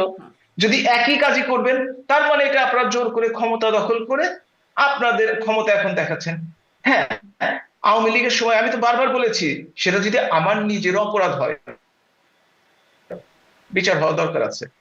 কিন্তু আপনি একই কাজ করবেন আর গণ অভ্যুত্থানের কথা বলবেন, বিপ্লবের কথা বলবেন, ফ্যাসিবাদের কথা বলবেন নব্য ফ্যাসিবাদ হয়ে, তা তো মেনে নেওয়া যায় না। কারণ আপনি নিজেই বললেন যে সেই কাজটি যেটা আওয়ামী লীগ করেছিল সেটা বর্তমানে এনায়েতপুরে হয়েছে এবং সারা বাংলাদেশেই হয়েছে, এবং চাঁদাবাজি একটা অসহনীয় পর্যায়ে চলে গেছে। বিএনপি শুরু করেছিল, বড় দল বেশি চাঁদাবাজি করেছে, আর এনসিপি কি করছে তা তো দেখতেই পাচ্ছেন। জামাতের নামে ডকুমেন্টেড 32টি চাঁদাবাজির অভিযোগ আছে, আনডকুমেন্ট তো বলা সম্ভব না। সুতরাং এই হচ্ছে দেশের অবস্থা। মানে এই বিএনপি জন্যই মানুষ আওয়ামী বলে লীগের যে আগেই ভালো জায়গাগুলো ছিলাম। ছিল, যেই জায়গাগুলো ছিল সেই জায়গাগুলো এখন বিএনপির কাছে ট্রান্সফার হয়েছে। আরো বেশি কিছু হচ্ছে, সেই বিষয়গুলো হয়তো এখন গণমাধ্যমে আসছে। কিন্তু আওয়ামী লীগেরও একদম মানে নির্ধারিত জায়গা ছিল যেখানে চাঁদাবাজি হয়, যেটা সবার জ্ঞাতসারেই হতো। হতে হতে মানে যদি হতে হতো 15 বছর আওয়ামী লীগে যে কেউ চাঁদাবাজি করে নাই, কেউ দুর্নীতি করে নাই, কেউ ব্যাংক ডাকাতির সাথে জড়িত ছিল না, আমি তো একদম অস্বীকার করি নাই। কিন্তু তাহলে কেন এই পরিবর্তন? তাহলে কেন সরকারকে সরে যেতে হবে? যদি একই কাজ করেন, কোনোভাবে নির্বাচন করে তো আওয়ামী লীগ ক্ষমতায় ছিল বৈধভাবে। এরা তো কোনোভাবে নির্বাচন না করে সম্পূর্ণ অসাংবিধানিক ভাবে ক্ষমতায় এসছে, এদের তো কোনো বৈধতাই নেই। তাহলে কেন তারা ক্ষমতায় থাকবে? কেন তারা ক্ষমতায় আসবে? কেন তারা বড় বড় কথা বলবে একই কাজে যদি করে থাকে? হুম। জি, মানে এটা তো আসলে পরে করছে। মানুষের প্রত্যাশা নিশ্চয়ই ছিল একই কাজ হবে না। সেই প্রত্যাশা নিশ্চয়ই ছিল যেটির হয়তো ব্যত্যয় ঘটছে বা পূরণ হচ্ছে না। আপনি বলছিলেন যে আসলে কি পরিমাণ নির্যাতন আওয়ামী লীগের নেতাকর্মীদের হচ্ছে বা ছাত্রলীগ, সেই বিষয়গুলো। কিন্তু মানে আন্তর্জাতিক প্রতিবাদ বা ধরুন রাষ্ট্রদূতদের প্রতিবাদ, আগে দেখতাম বিভিন্ন মানবাধিকার সংস্থাগুলো বিএনপি নেতাদের সভা সমাবেশ নিয়ে তখন প্রতিবাদ দিত বা আপত্তির কথা বলতো, বিভিন্ন বিবৃতি দিত। সেগুলো এখন আসলে আহ, কি খুব আসছে? খুব তো চোখে পড়ে না। আপনারাও কিন্তু দেখে থাকবেন আওয়ামী লীগ ক্ষমতায় ছিল 15 বছরের বেশি সময়। সেগুলো যদি একত্রিত করেন তাহলে এখন যেগুলো আসছে তার সংখ্যার দিক দিয়ে হয়তো কম, কিন্তু প্রথম 4-5 বছর, 7 বছর, 6 বছরে কিন্তু এগুলো তেমন কিছু দেখতে পাননি। আপনি কিন্তু দেখতে পাননি। এখন আপনি যেহেতু শেষের দিকের স্মৃতিগুলো আপনার মনে আছে, হুম। তারপরও আজকে পর্যন্ত যদি টিআইবি রিপোর্ট দেখে থাকেন, গতকালকে যেটি প্রকাশিত হয়েছে, সেই টিআইবি রিপোর্টটিও যদি আপনি দেখে থাকেন, তাহলেও আপনি দেখবেন কি ভয়াবহ চিত্রটি উঠে এসেছে। আমি আপনার জন্য আসলে টিআইবি রিপোর্টটি নিয়ে বসছি আজকে জাস্ট বসছেন, কিন্তু বলার আগে জন্য। যখন টিআইবি রিপোর্ট নিয়ে আমরা বসতাম আপনাদের সাথে আলোচনায়, আপনারা তখন বলতেন এটি উদ্দেশ্য প্রণোদিত, এক পেশে, সঠিক নয়, এরকম কথা বলতেন। আমি আবারও একই কথায় আসি, আমরা যদি তর্কের খাতে বলি দোষ করে থাকি, সেই দোষের জন্যই তো আমাদের আজকে দেশ ছাড়তে হয়েছে, ক্ষমতা ছাড়তে হয়েছে। তাহলে একই দোষ যদি তারা করে থাকে, তারা কিভাবে ক্ষমতায় থাকে? সেই প্রশ্নের উত্তর আমাকে দেন। আমরা তো বলছি যে আমরা ধোয়া তুলসীর পাতা না, আপনারা তো 15 বছর কিন্তু ছিলেন, সেই কেবল 1 বছর। সেই জন্য তো সেই ও তার মানে তাদেরকে, আমরা 15 বছর থাকার জন্য তাদেরকে 15 বছর এই আমাদের যে অন্যায়গুলো আপনারা বলেন, সেই অন্যায়গুলো আরো বেশি করে করার সুযোগ দিতে হবে, এটাই তো বলতে না না, চাচ্ছেন? মোটেও সুযোগ দিতে হবে বলছি না, মানে আপনি সেটাই বলতে 15 চাচ্ছেন যে বছরে আমার ক্ষুব্ধ এক হয়ে বছর। আপনাদের এই পরিণতি হয়েছে। যদি ক্ষুব্ধ হয় মানুষ, মাত্র 1 বছর গেছে, সামনে পরিণতি হবে না, সেটাই বা কে বলছে? সেটা বলছেন এই যে আপনাদের মতো লোকজনই বলছেন, কারণ আপনারা উঠিয়ে আনেন গল্প যে এই সময় এই ঘটনাটি ঘটেছে। আপনি 15 বছরকে 15 দিয়ে ভাগ করুন, আর এই বছরকে তুলনা করুন। আমি 2023 সালের একটি ঘটনা আপনাকে বলেছি যে বাংলাদেশে মব লিঞ্চিং এ, মব ভায়োলেন্সে 51 জন মারা গেছে 2023। আর অগাস্ট 2024 থেকে আজকে পর্যন্ত ডকুমেন্টেড ডেথ, নট আনডকুমেন্টেড, আরো বেশি হবে, 637 জন। আজকে এই সরকার 637 জন আবার দেখায়, ম্যাগাজিন একটা যেমন ধরুন আমি দেখছিলাম এইচআরডব্লিউ, হিউম্যান রাইটস ওয়াচ, তারা বলছে বাংলাদেশে মানবাধিকার রক্ষায় ঘাটতি দেখছে, তারা এই সময়টা বলছে আর কি, ঘাটতি দেখছে। তবে শেখ হাসিনার নেতৃত্বাধীন সরকারের 15 বছর শাসনামলে ভয় ও দমন পীড়ন এবং ব্যাপকভাবে জোরপূর্বক গুমের মতো ঘটনা ঘটেছিল, সেটি কিছুটা অবসান হলেও রাজনৈতিক প্রতিপক্ষকে নির্বিচারে আটক এবং মানবাধিকার রক্ষার জন্য এখনো পদ্ধতিগত সংস্কার সম্ভব হয়নি। মানে তাহলে কি বুঝলেন আপনি? আমার কথাটাই তো ঠিক, হ্যাঁ, যে আপনারা একটা সরকারকে দোষারোপ করে ক্ষমতাচ্যুত করলেন। ফাইন, দেশের ভালো করবেন, দেশে মানে আমি আসলে অর্থনৈতিক এখানে উন্নতি বলার হবে, চেষ্টা করছিলাম যে আইন আপনি মব শৃঙ্খলা নিতে লিঞ্চিং হবে, এর কথা শিক্ষা বলছিলেন, নিতে হবে। আপনি আসলে মবের আমি কথা সেটাই বলছিলেন, বলছিলাম। ডাক্তার না হাবিবুর না, মিল্লাহ। মব তো একটা ইস্যু, মব তো একটা ইস্যু। আইন শৃঙ্খলা পরিস্থিতি তলানিতে পৌঁছে গেছে। জি, আর্মি, বাংলাদেশ সেনাবাহিনী দেশ রক্ষার কাজে নিয়োজিত, তাকে স্থানীয়ভাবে আইন শৃঙ্খলা রক্ষার কাজে দিয়ে 1 বছরের বেশি তার পেশাদারিত্বকে নষ্ট করে দেওয়া হচ্ছে। আর্মি কখনোই চোর ধরতে যাবে না, আর্মি কখনোই অপরাধী ধরতে যাবে না। তারা দেশকে মুক্ত রাখবে বিদেশি শক্তির কাছ থেকে, স্বাধীন সার্বভৌমত্ব রক্ষা করবে। কিন্তু তাদের কাছে পুলিশের কাজ দিচ্ছেন, আনসারের কাজ দিয়ে তাদের ইমেজটা, এটাও কি আন্তর্জাতিক ষড়যন্ত্র কিনা কিংবা দেশীয় ষড়যন্ত্র কিনা, যে আর্মির ইমেজটাকে নষ্ট করে ফেলবো, সেটাও কিন্তু আপনাকে চিন্তা করে দেখতে হবে। জি, আপনি এই আবার সেই চিন্তাগুলো, এগুলো চিন্তা করার অবশ্যই দরকার আছে। আন্তর্জাতিক ষড়যন্ত্রের কথা এই বলছেন। চিন্তা এইগুলো, হ্যাঁ, আন্তর্জাতিক আমি আরেকটা বলছি বিষয় একটু ষড়যন্ত্র আপনারা কিনা। লক্ষ্য করেছেন কিনা, যখন ঘোষণাপত্র 5ই আগস্টে প্রধান উপদেষ্টা পাঠ করছেন, সেই দিনই কক্সবাজারে গুঞ্জন উঠছে এবং কিছু তথ্য প্রমাণ পাওয়া যাচ্ছে, পিটার হাসের সাথে বৈঠক করছেন এনসিপির শীর্ষ নেতা, কয়েকজন নেতা, হাসনাত, সার্জিস, নাসিরুদ্দিন পাটোয়ারি, জারা তাসনিম, তাদের বৈঠক হচ্ছে। এবং তার একদিন আগেই তাদেরই সহযোদ্ধা বর্তমান উপদেষ্টা মাহফুজ আলম, তিনি বলছেন 1/11 পদধ্বনি শোনা যায়। আপনারা কি কিছু শুনতে পাচ্ছেন? যদিও সেই স্ট্যাটাসটা আবার তিনি উঠিয়ে নিয়েছেন। উঠিয়ে নিয়েছেন, তার একটা ভালো স্বভাব আছে, হঠাৎ করে কিছু দিয়ে দেন এবং ঘন্টা খানেক বা ঘন্টা 3 পরে সেগুলো উঠিয়ে নেন, এটা তার একটা অভ্যাসের মধ্যে পড়ে। কিন্তু দেখেন ডক্টর ইউনূস, যাকে আমরা বুদ্ধিমান ভাবতাম, জ্ঞানী লোক ভাবতাম, কেমন নির্বোধের মতো কাজ করেন। এই ধরনের মানুষকে উপদেষ্টা বানায় যারা দেশ চালাচ্ছে, যারা নিজেদের কথায় 1 ঘন্টা বা 3 ঘন্টা ঠিক থাকতে পারে না, স্থির থাকতে পারে না, সেই সমস্ত মানুষকে উপদেষ্টা বানায়। এই হচ্ছে ডক্টর ইউনূস। আপনি পিটার হাসের কথা বলেছেন, পিটার হাস একটা কোম্পানির প্রতিনিধি হিসাবে তিনি চিটাগাং এসেছেন, চাকরি কিন্তু তিনি নিজে ছেড়ে দিয়েছিলেন, আপনার নিশ্চয়ই স্মরণ আছে। এবং তিনি লবি করে কাজটা নিয়েছেন, এবং সেই হিসেবে তিনি পুরস্কার হিসেবে চাকরির হিসেবে চট্টগ্রামে কাজটি করছেন। তিনি থাকেন ওইখানে, ঢাকাতে থাকেন। তিনি আজকে একটা ইম্পর্টেন্ট দিন আমাদের জন্য, যেমন একটা দুঃখের দিন, হতাশার দিন, ক্ষমতা হারানোর দিন, এনসিপি বা ছাত্রদের জন্য যারা সম্মুখ সাহিত্যের নেতৃত্ব দিয়েছে, যে 4 জন অবশ্যই নেতৃত্ব দিয়েছে, তারা কেন সকালে উঠে চিটাগং চলে যাবে, কক্সবাজার চলে যাবে? এবং তারা যদি বলছে পদযাত্রা করে অসুস্থ হয়ে গেছে, তাদের বিশ্রামের প্রয়োজন। ঠিক আছে, 18,000 টাকা হোটেল তাদের কোনো দিনে দেওয়া কোনো সমস্যা না। গত বছর হয়তো তারা পুরো বছরে 18,000 টাকা ইনকাম করতে পারতো কিনা সেটা নিয়ে আমি কোনো কথা বলবো না, কারণ তাদের ডক্টর ইউনূস 6 কোটি টাকা হোটেল ভাড়া দেয় নিজে পুরস্কার আনার জন্য, সুতরাং তারা একসাথে কাজ করবে, এ নিয়ে আমার কোনো আপত্তি নেই। আমার আপত্তিটা হচ্ছে এই গুরুত্বপূর্ণ দিনে 4 জন গুরুত্বপূর্ণ নেতা পিটার হাসের সাথে দেখা করার জন্য, এবং আপনি যদি দেখে থাকেন আপনার কাছে নিশ্চয়ই সেই কপিটি এসছে, এয়ারপোর্ট দিয়ে 19টা 10 অর্থাৎ 7টা 10 মিনিটে তিনি কক্সবাজার এয়ারপোর্ট থেকে ঢাকা বা দেশের বাইরে চলে গেছেন। এবং সিসিটিভিতে দেখা গেছে, নিশ্চয়ই ফুটেজ আপনি দেখেছেন, ওই যে টিউলিপ হোটেলের করিডোরে তাকে দেখা গেছে। কিন্তু যদিও হোটেল অস্বীকার করেছে যে তাদের ওখানে কোনো বিদেশি গেস্ট নেই, তিনি কি তাহলে লুকিয়ে বাংলাদেশি কোনো কারো নামে রুম বুক করে সেই রুমটিতে ছিলেন? এইটা যদি বিদেশি ডিপ্লোম্যাট, বিশেষ করে আমেরিকান অ্যাম্বাসেডার স্বভাব হয়ে থাকে, এবং তারা কেন আজকে এই গুরুত্বপূর্ণ দিনটিতে, যেটিতে আজকে তাদের ইয়েতে থাকার পার্লামেন্টের সামনে মানিক এভিনিউতে থাকার কথা ছিল এই 4 জন নেতা, কারণ তারা গুরুত্বপূর্ণ, তারা থাকেনি। অর্থাৎ তাদের এর চেয়েও কোনো গুরুত্বপূর্ণ কাজ আছে। সেটা কি করিডোর, সেটা কি সেন্ট মার্টিন, সেটা কি চিটাগং পোর্ট, আমরা জানি না, কিন্তু এর খবর আমরা বের করবোই, আমরা জানবোই কেন এই 4 জনকে পিটার হাসের সাথে দেখা করতে হলে কক্সেস বাজারের টিউলিপ হোটেলে যে দেখা করতে হবে, কেন আপনারা কি মানে এই 1-11 মতো গুরুত্বপূর্ণ কিছু দিনটি পদধ্বনি শুনতে পান? মাহফুজ আলম যেমন শুনতে পাচ্ছেন, মানে 1-11 মতো কিছু, যেটি আসলে মির্জা ফখরুল ইসলাম আলমগীর 5ই আগস্টের পর পর প্রায় বলতেন, তিনি তখন সেটি শুনতে পাইতেন, এখন আর খুব বেশি শুনছেন না, কিন্তু মাহফুজ আলম এখন আবার শুনতে পাচ্ছেন। আসলে একটা, যদি কেউ কাউকে ভয় দেখানো, যেমন একটা ভয়ের সংস্কৃতি বাংলাদেশে তৈরি হয়েছে, এটা থেকে সাধারণ জনগণ যেমন মুক্ত নয়, তেমনি ভাবে বাংলাদেশের উপদেষ্টারও মুক্ত নয়। তারা স্ট্যাটাসটা দেন রাত 3টা 4টার সময়।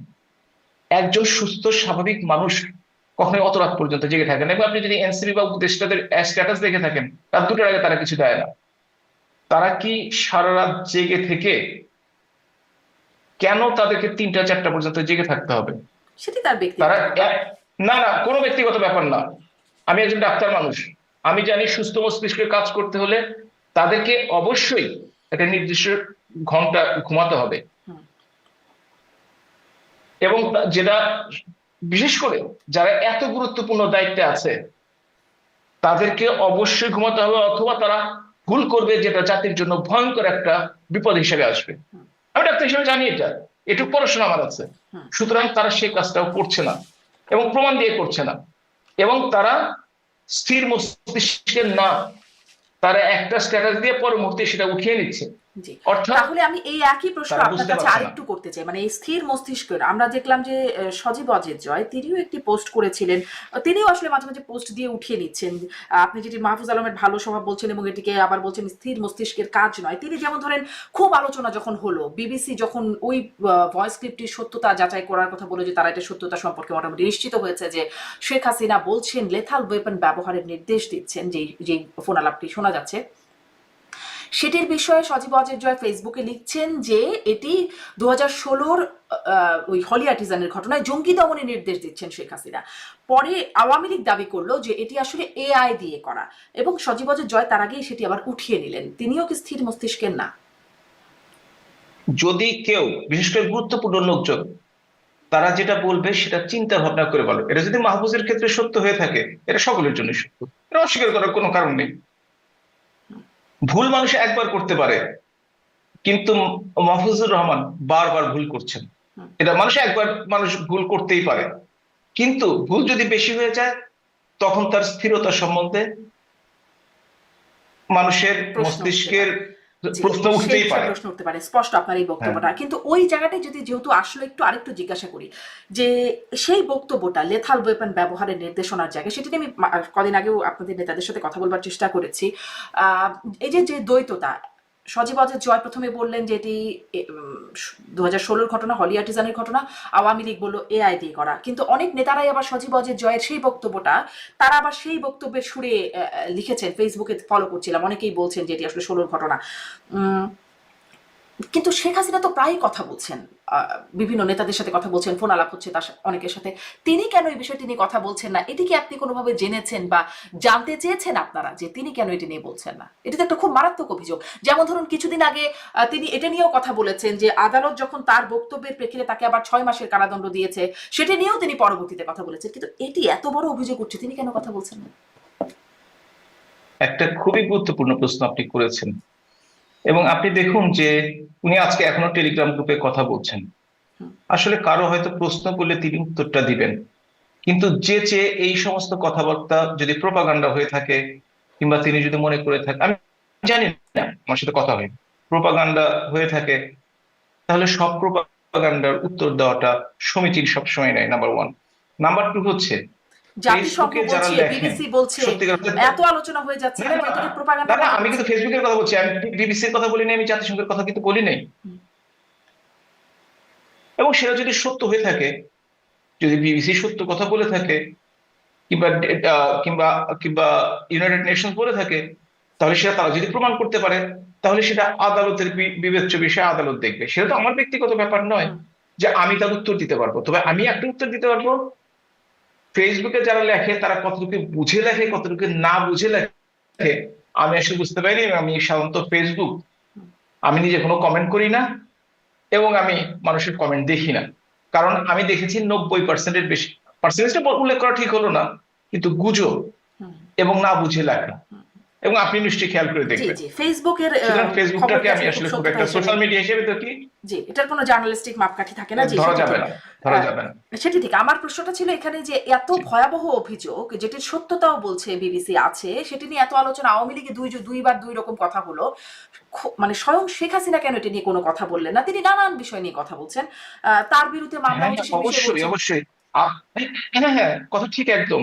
আপনি দেখেন ডক্টর ইউনূস, তিনি এক এক জায়গায় এক এক কথা বলছেন, আমি উদাহরণ দিতে পারি, 5-6টা বলে যেতে পারি, কিন্তু তিনিও কিন্তু ব্যাখ্যা দিচ্ছেন না যে তিনি কেন এই জায়গাতে এই কথাটি বললেন, পরবর্তী কথাটি অন্য জায়গায় বললেন। সুতরাং যারা ইম্পর্টেন্ট লোক তারা কিন্তু হয়তোবা এই ব্যাপারগুলো অ্যাভয়েড করার চেষ্টা করেন। আমি জানি না, না জেনে এই কথাটি বলছি, হয়তো অ্যাভয়েড করার চেষ্টা করেন, এবং সেটা আমার মতো একজন ক্ষুদ্র মানুষকে জিজ্ঞেস করা বা আমার কাছে উত্তর জি, বের করা মানে এক এক সময় এক আসলে এক কথা সম্ভব নয়। বলা, এটি একটা বিষয়, এটি একটা বিষয়, এটি একটা মানে নেতিবাচক বা সমালোচনা করার মতো বিষয় হতে পারে। আর এরকম একটা অভিযোগ যে দেশের মানুষের উপর লেথাল ওয়েপন ব্যবহারের নির্দেশ দিচ্ছেন খোদ প্রধানমন্ত্রী, তার বিরুদ্ধে যখন এই অভিযোগটা উঠছে এবং যখন সেটি তার দল অস্বীকার করছে, আমার প্রশ্নটা, এটা আমার নিজের প্রশ্ন নিজেই জাগে যে যদি অস্বীকার করার মতো বিষয় হয়, শেখ হাসিনা কেন নিজে বলছেন না যে এটি আসলে সঠিক ও না, এবং আপনি তো, যেখানে আমি দুই রকম কথা আমি আসলে আপনার ভুলে দলের গেছিলাম, মধ্যেই চলে আমি আসছে। আসলে ভুলে গিয়েছিলাম, আমি আসলে ভুলে গিয়েছিলাম। আপনি আমাকে মনে করিয়ে দিলেন। আসলে দল থেকে এটা অস্বীকার করা হয়েছে, এবং দল থেকে বলা হয়েছে এটা সত্য নয়। হুম, হুম, এআই দিয়ে দল করা। থেকে তিনি তিনি তো দলের সভাপতি, তার উত্তর তো আপনি পেয়ে গেছেন।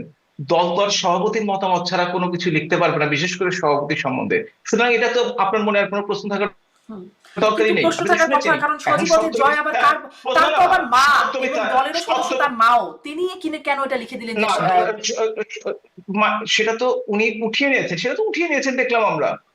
কিন্তু দল থেকে যদি কোনো বিবৃতি দিতে হয়, এখন তাহলে আদালতের প্রমাণ হবে হুম, এইটা নিয়ে। সুতরাং এটা নিয়ে পুনঃ জি, জি, সেটা নিয়ে আপনাদের কাছে বেশি গুরুত্বপূর্ণ আলোচনা মনে করার হচ্ছে কিছু না, নাই। মানে দলের আদালতে সভাপতি প্রমাণ হিসেবে হওয়ার যদি জায়গাটা তো অনেক অনেক দূরের ব্যাপার। আর আদালতে আসলে ওই যে 21শে আগস্টের মতো ঘটনাও আমরা দেখে ফেলি যে কিছুই হয় না, আবার আবার অনেক কিছুই হয়ে যায়, আবার মামলার, মানে আপনাদের আমলেও আদালতের অনেক কিছু আমরা দেখে, যেটা অনেক কথা বলতাম, আবার আদালত নিয়ে বেশি কথা বলে সেটা আদালত অবমাননাও হয়ে যেত, ভয়ে ভয়ে কথা বলতাম, এখনো হয়তো তাই বলতে হয়।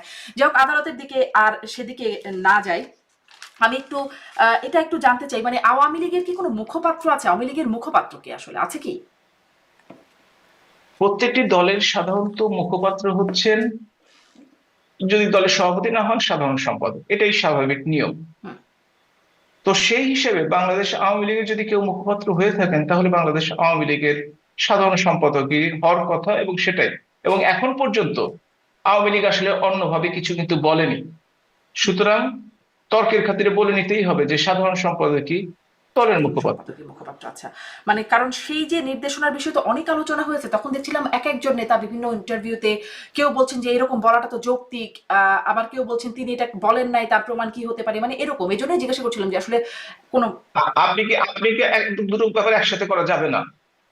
একটা হচ্ছে আওয়ামী লীগের অফিসিয়াল পেজ থেকে যদি কোনো কিছু আসে, এটা আওয়ামী লীগের অফিসিয়াল ডিক্লারেশন।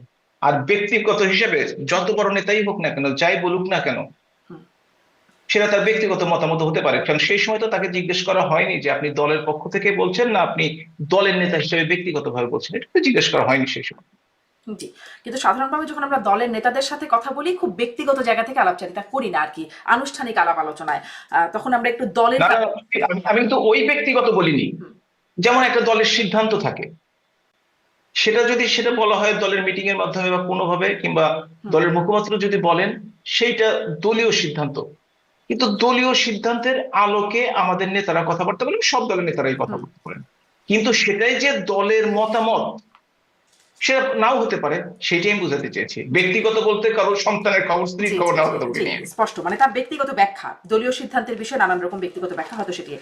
আমি একটু এটি এটি জিজ্ঞাসা করি, আপনি বলছিলেন টেলিগ্রাম গ্রুপে কথা হয়, মানে শেখ হাসিনা নিজেও, আপনাদের নেত্রী শেখ হাসিনা নিজেও কথা বলেন, মানে সবসময় কথা বলেন।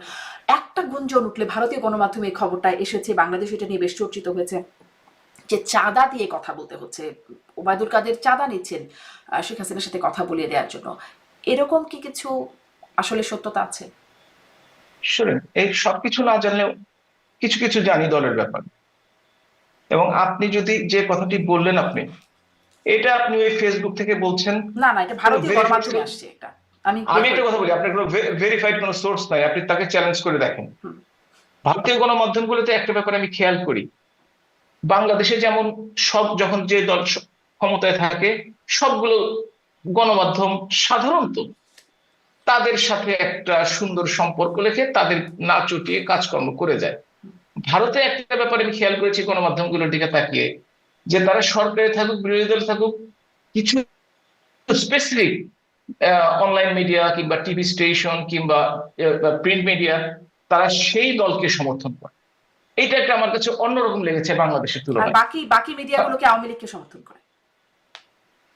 বাকি মিডিয়াগুলো, মানে কিছু কিছু মিডিয়া হচ্ছে যেই দল ক্ষমতায় থাকে সেই দলকে, সেই না দলকে না, সমর্থন আমি করে। আওয়ামী লীগের সমর্থন অসমর্থন কলকাতার কোনো মিডিয়া নিয়ে কোনো আলোচনা করার কিছু নেই, কারণ তারা হয়তো বা তাদের দল কি করে সেই মতামত গুলো দেওয়ার চেষ্টা করে।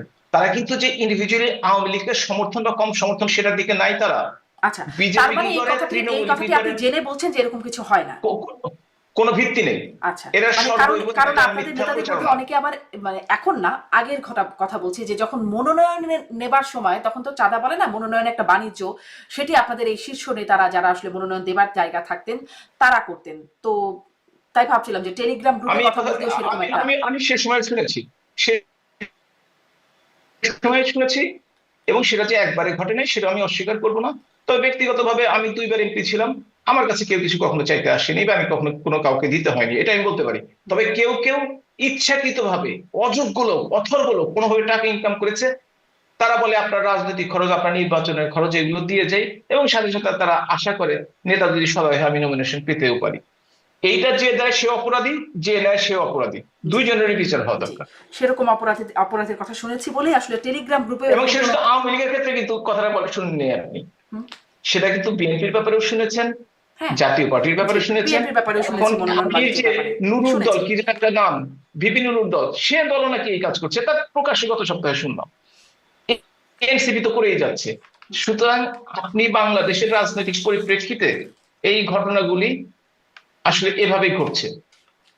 অনেক সময় হয়ে যাচ্ছে কথা বলছি, একটু আরো কিছু বিষয় আছে। যে শুনছিলাম গেল ২৬ তারিখে শেখ হাসিনার সাথে ভারতে আওয়ামী লীগের বেশ সিনিয়র নেতাদের একটা বৈঠক হয়েছে, এরকমটা কি আসলে হয়েছে কি? কথাটা সত্য। কথাটা সত্য? সেই বৈঠকে কি হয়েছে বা কারা ছিলেন? আমি দেখছিলাম ওবায়দুল কাদের, হাসান মাহমুদ তারা ছিলেন, আর কেউ ছিলেন কিনা, বা কি ধরনের কথা হয়েছে? আপনি যে যে নামগুলো বলছেন এগুলো আসলে গুজব। আচ্ছা, জি, একটু স্পষ্ট করবেন। আমি নামগুলো বলতে চাচ্ছি না, তবে এই ধরনের গুজবে বিশ্বাস করবেন না। আচ্ছা, আপনারা যদি আমি বলেন তাহলে আপনাকে, তো আমি দায়িত্ব নিয়ে গুজবটা। বলছি, এই দুজন ছিলেন না। আচ্ছা, আমি দায়িত্ব নিয়ে বলছি। হ্যাঁ, মানে কারা ছিলেন সেটি বলা যাবে না, এটি গোপন কোনো বৈঠক। গোপন কোনো না, প্রকাশ্যে বৈঠক। আমি যেহেতু ছিলাম না, তারা হয়তো মনে করতে পারে তাদের নাম আমি ডিসক্লোজ করলাম কেন। সুতরাং তাদের পারমিশন নিয়ে আমি তাদের নামগুলো ডিসক্লোজ করতে পারি, তাদের পারমিশন আগে আমি করতে পারবো। কি আলোচনা হয়েছে সেটি কি আপনি জেনেছেন, শুনেছেন, কোনো নির্দেশনা বা সিদ্ধান্ত হয়েছে কিনা? ওভারঅল আমরা শুনেছি যে সাংগঠনিক আলোচনা হয়েছে হুম। এবং এই সংগঠনকে কিভাবে আরো কিভাবে সুন্দর করে চালানো যায় এগুলো নিয়ে আলোচনা হয়েছে, এর বাইরে কোনো আলোচনা হয়েছে আমি শুনিনি। হুম। আপনি বলছিলেন যে 26-এর মানে আরো নির্বাচনের আরো 6 মাসের উপরে বাকি আছে, সেই সময় নৌকা মার্কাও সেই নির্বাচনে থাকবে এবং আপনাদের শুরুতেই সেই বিষয় দিয়ে শুরু করছিলেন।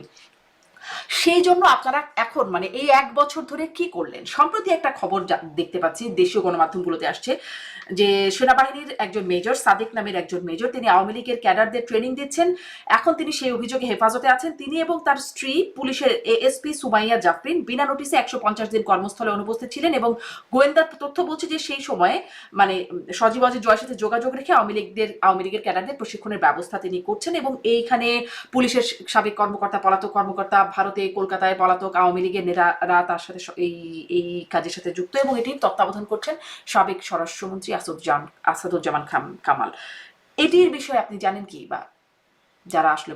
আমি সত্যিকার অর্থে এই অন্তর্বর্তীকালীন সরকারের অযোগ্যতা অথর্ব একটি সরকার, যে সরকারের একজন মেজর পর্যায়ের সামরিক কর্মকর্তা 150 দিন অনুপস্থিত থাকেন, একজন সুপারিনটেন্ডেন্ট অফ পুলিশ 150 দিন অনুপস্থিতিতে তারা কোথায় থাকে এই খবরটি রাখতে পারে না, এই সরকারের ক্ষমতায় থাকার কোনো অধিকার নাই।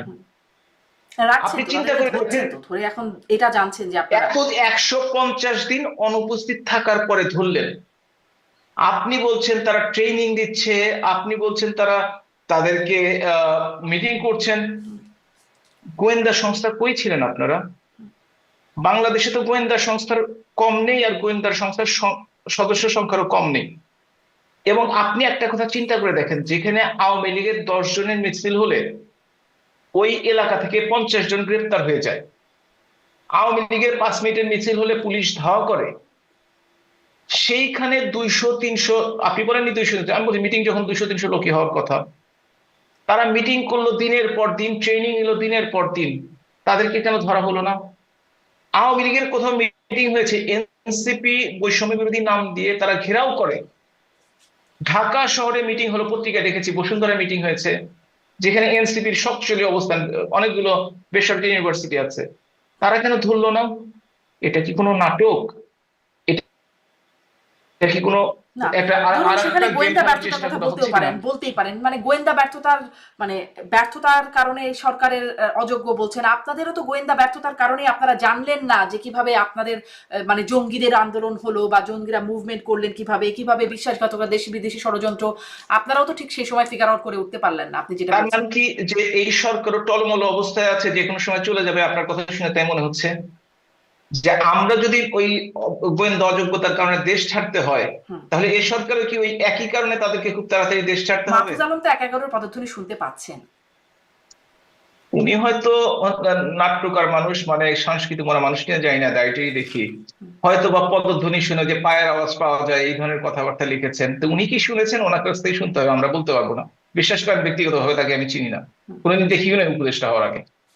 আচ্ছা, মানে কিন্তু গোয়েন্দা ব্যর্থতার কথা বলছেন, কিন্তু এরকম কিছু হয়েছে কিনা? গোয়েন্দা ব্যর্থতা আছে ধরে নিলাম, এরকম কিছু হয়েছে কিনা আওয়ামী লীগের একজন সদস্য হিসেবে? এইটা তো সরকারের পক্ষ থেকে আরো ক্লিয়ারিফিকেশন দেওয়া উচিত। সেটি তদন্ত হচ্ছে। একজন যদি এই ধরনের, একজন সার্ভিং অফিসার, একজন না 2 জন সার্ভিং অফিসার যদি এই ধরনের কাজ করে থাকে, তাহলে তো তাদের ডিপার্টমেন্ট এবং তাদের বাংলাদেশের প্রচলিত আইন অনুযায়ী তাকে আইনের আওতায় আনার কথা। আজকে পর্যন্ত তো তাকে তো আমি কোনো কোর্টে নিতে দেখি নাই। কোনো একজনকে অ্যারেস্ট করলে 24 ঘন্টার মধ্যে যদি থানায় হাজির না করা হয়, এইটা মানবতা বিরোধী অধিকার, যেটা ইন্টারন্যাশনাল হিউম্যান রাইটস। আর বলে কি হবে জানেন হাবিব মিল্লাত, মানে সেগুলোর দাবি দেওয়া তো কোনো আমলেই আমরা খুব কথা বলে সেগুলো কোনো, তাহলে সরকার পরিবর্তন কেন হলো? জি, সেটাই হয়তো মানুষের আশা হতে পারে, সেই বিষয়ে হয়তো হতে পারে। এখন অনেকেই সেটি বলছেন, কিন্তু আমি আসলে আপনার কাছে জানতে চাচ্ছিলাম যে আপনাদের দলের ভিতরে নেতাকর্মীরা ভারতে যারা আছেন তাদের মধ্যে এটা হচ্ছে, আলোচনা হচ্ছে বা তারা সম্পৃক্ত আছেন, পুলিশের সাবেক কর্মকর্তা, সাবেক স্বরাষ্ট্রমন্ত্রী, আপনি আমি সেটা খবরের কাগজে দেখেছি কয়েকদিন আগে, এবং একটা ফেসবুকে বেশ বড় স্ট্যাটাস দেখলাম, একজন আমাকে পাঠিয়েছে হোয়াটসঅ্যাপে, দেখি যে লেখা আছে কবে গ্রেপ্তার হয়েছে, কি হয়েছে। ও আচ্ছা, তাই নাকি? আমার মনে সন্দেহ হলো যে আওয়ামী লীগ 10 জনের মিছিল করতে পারে না বাংলাদেশে, তার বিরুদ্ধে পুলিশ র্যাব সব নেমে যায়, সেইখানে মাসের পর মাস ধরে মিটিং করবে, 150 দিন মানে হচ্ছে 5 মাস। এটাও কি বাংলাদেশে সম্ভব? আর এটা যদি সম্ভব হয়, তাহলে সরকারের জন্য আসলে তাদের বিদায়ের ঘন্টা বাজছে, পদধ্বনি শুনতে ঠিকই পাচ্ছে সে, বিদায়ের ঘন্টার পদধ্বনি। জি, আপনারা একটু আপনাদের সামনের পরিকল্পনা শেষ করব। আপনি আপনি কি একটু সামনে আপনাদের আপনি বলছিলেন 6 মাস এর বেশি সময় আছে, তারপরে নির্বাচন, তখন নৌকা মার্কা থাকবে। আপনাদের সামনের পরিকল্পনা কি নানান গ্রুপে আলোচনা হয়, মানে আপনাদের নিজস্ব গ্রুপগুলোর মধ্যে আলোচনা হয়, সেখান থেকে আপনি একটু বলতে পারেন যে আপনাদের কেমন পরিকল্পনা হচ্ছে? অবশ্যই পরিকল্পনা হচ্ছে। আমাদের অবশ্যই দীর্ঘদিন ক্ষমতায় থাকার কারণে আমাদের কিছু ভুল দ্রষ্টুটি ছিল, সেগুলো কাটিয়ে উঠে যে আওয়ামী লীগ 76 বছরের দল বাংলাদেশের প্রত্যেকটি গণতান্ত্রিক আন্দোলনে নেতৃত্ব দিয়েছে, বাংলাদেশের মহান মুক্তিযুদ্ধে নেতৃত্ব দিয়েছে, বাংলাদেশকে স্বাধীন করেছে সারা বাংলাদেশের জনগণকে সাথে নিয়ে, সেই দলটি আবারও ফিরে আসবে জনগণের কাছে। জনগণ যদি চায় তারা নির্বাচিত হবে, জনগণ না চাইলে তারা থাকবে না। এই আলোচনাগুলি বারবার আমাদের মধ্যে হয়। জি, মানে সেই আসলে ফিরে আসার মানে সেই পরিকল্পনাটিকে, সেটাই আমি জানতে চাচ্ছিলাম। একটা ফিরে বিষয় আসা আমি মিস নির্ধারণ করে করে। ফেলেছি, মানে জনাব সজীব ওয়াজেদ জয় সম্পর্কে কথা বলছিলাম, সেখানে তিনি কদিন আগে ভারতে শেখ হাসিনার সাথে দেখা করেছেন, তার মায়ের সাথে দেখা করেছেন, বেশ নিরিবিলিভাবেই দেখা করেছেন। সম্ভবত 7 দিনের মতো সময় তিনি ছিলেনও সেখানে। অনেক আলোচনা হয়েছে। কোনো বিশেষ আলোচনা হয়েছে কিনা সেই বিষয়ে কোনো জানাশোনা আছে কি? আপনি একটু আগে বলছিলেন যে ছেলে মায়ের সম্বন্ধে মন্তব্য করেছে, সেটা তো ঠিক হওয়া দরকার। মা ছেলে যখন একসাথে কথা বলে, তখন কি বাইরের লোকের জানার সেই সুযোগটি আছে? না, এবং সেটা তিনি তো যে আছে। এসেছেন, শুধু তিনি মা তার সাথে ছেলেই দেখা নন, দেখা করেন আসলে নাই একটি কার বড় সাথে? দলের একটা বড় দলের সভাপতি এবং প্রধান, প্রধান। হ্যাঁ। বলা হচ্ছে ভবিষ্যৎ উত্তরাধিকারী, এই গুজবটা বা এই গুঞ্জন, গুজব বলবো না, গুঞ্জনটাও চাউর হয়েছে। এজন্যই বিশেষ করে, সেটি তো আপনাদের জানার কথা, এরকম কিছু জানেন কিনা? আমরা জেনেছি পত্রিকার মাধ্যমে চলে যাওয়ার পরে।